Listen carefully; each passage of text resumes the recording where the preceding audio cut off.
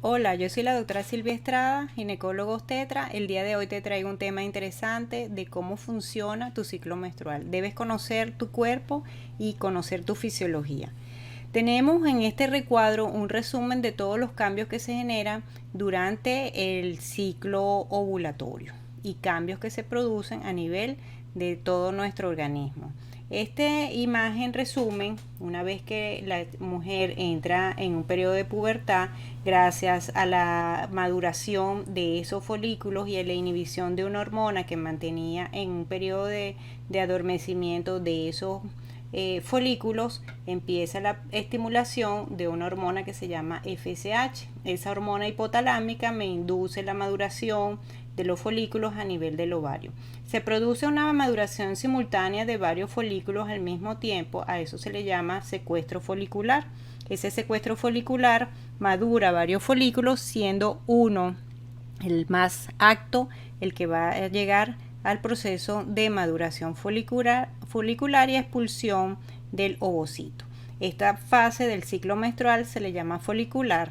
Una vez que se produce la expulsión del ovocito o del óvulo, en el ovario queda una estructura residual que se denomina cuerpo lúteo. El cuerpo lúteo es una estructura que hormonalmente va a producir una segunda hormona del ciclo ovárico, que es la progesterona. Durante la fase de maduración folicular tenemos que células que están dentro del folículo, estas células internas, teca interna, que se produce de las células de la granulosa, que de forma aplanada pasan a ser de forma cúbica y comienza la producción de las hormonas femeninas, como son el estradiol o los estrógenos. En este caso el estradiol, que se produce en mayor cantidad. Una vez que se produce esta maduración folicular, vemos que se produce en sangre circulante la liberación de esa hormona ovárica, que es el estradiol. Aquí observamos que una vez que el folículo llega a su máxima maduración, este pico de la hormona del estradiol me estimula, me produce una retroalimentación positiva a nivel del hipotálamo, produciéndose un pico máximo de hormona luteinizante o LH. Esa hormona es la que induce la ruptura folicular, permitiendo la salida o expulsión del ovocito o del óvulo. Una vez, como les dije, que se produce el cuerpo lúteo, entonces ya la hormona dominante de la segunda fase es la progesterona. Una vez que se produce la ovulación, gracias a la misma producción de estrógeno, se inhibe al mismo tiempo la hormona que me producía la estimulación de maduración folicular. Quiere decir que durante ese periodo no se va a producir maduración de otro folículo adicional. Entonces vemos los cambios a nivel del ovario y los cambios a nivel del centro termorregulador. Podemos observar que la temperatura se mantiene más o menos constante durante la fase folicular. Se dice que la temperatura corporal promedio es de 36,5 grados centígrados. Una vez que se produce la ruptura folicular y la producción de progesterona, la progesterona actúa a nivel del centro termorregulador, estimulando la elevación de la temperatura corporal. Quiere decir que durante esta segunda fase del ciclo menstrual o del ciclo ovulatorio va a producir una elevación de la temperatura de 0,3 a 0,5 grados centígrados, o lo que correspondería a 32 grados Fahrenheit. Este es un parámetro que uno utiliza para saber si la paciente se produjo el ciclo de expulsión folicular u ovocitación. Además del ciclo de los cambios del centro termorregulador, también tenemos los cambios a nivel sanguíneo, que es lo que mencioné anteriormente, y vamos a observar cambios a nivel del endometrio. Se producen cambios en diferentes órganos, pero vamos a enfocarnos en esto principalmente. ¿Cómo conocer nosotros nuestro ciclo menstrual? Generalmente el ciclo menstrual comienza con el primer día de la menstruación y culmina cuando comienza la siguiente menstruación. Tenemos que el sangrado menstrual puede durar aproximadamente de 3 días en algunas pacientes, dura en otras hasta 5 y en otras dura hasta 7 días. Si la paciente tiene un ciclo de 28 días, entonces tiene 7 días hasta que se produzca el momento de la ovulación y tiene 14 días más del ciclo hasta la siguiente menstruación si no hubo embarazo en este momento. Fíjense esta zona oscura que sale acá porque se dice que en promedio el ciclo puede durar de 28 días, el ciclo ovulatorio es el día 14, pero pudiera tener una variabilidad de 1 o 2 días. ¿Cómo sabemos nosotros cómo es nuestro ciclo? Sumamos los días, promediamos por lo menos de 3 a 6 meses consecutivos, sacamos los días desde el primer día que empieza a menstruar hasta el siguiente ciclo que comienza con la siguiente menstruación, sumamos y promediamos los días probables para poder conocer nuestro ciclo. ¿Cómo sabemos cuándo es el ciclo o la fecha de ovocitación? Si es de 28 días, les voy a dar un dato. Este ciclo es constante, siempre dura 14 días, porque se dice que ese es el periodo de vida del cuerpo lúteo. Ni más ni menos, solamente 14 días. El ciclo que va a cambiar de aquí a acá es el ciclo que puede ser muy corto o muy largo con relación a los ciclos de 21 días y de 36 días. En este caso tenemos un ciclo de 21 días. Si la paciente tiene ciclos de menstruación cada 21 días, recordemos que de aquí a aquí hay 14 días. Este ciclo es corto. Es decir, si la paciente dura 7 días sangrando, prácticamente va a tener un solo día sin sangrado y en el siguiente va a ovocitar. Quiere decir que para ella tener coito sin embarazo, tiene el único día que no va a sangrar si sus días duran 6-7 días, es el día antes de la ovocitación. Incluso si dura 7 días, entonces solamente el día que no sangre está en fase de ovocitación.